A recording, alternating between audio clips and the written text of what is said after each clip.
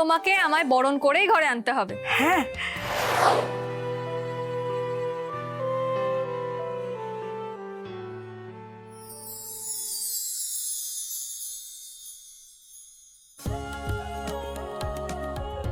কেমন আছো কাকিমা?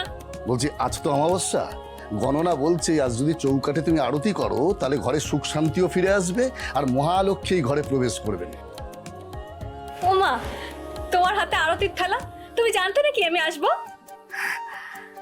দেখো সৌভাগ্যের জন্য চৌকাঠে দাঁড়িয়ে আমি ঠাকুরের পুজো করছিলাম, তখনই তুমি মহালক্ষ্মীর মতো এসে দাঁড়ালে মা।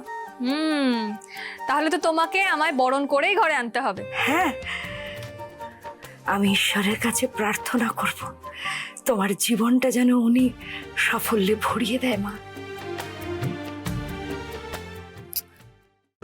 আজই ডাউনলোড করুন আর এনজয় করুন আপনার পছন্দের শো।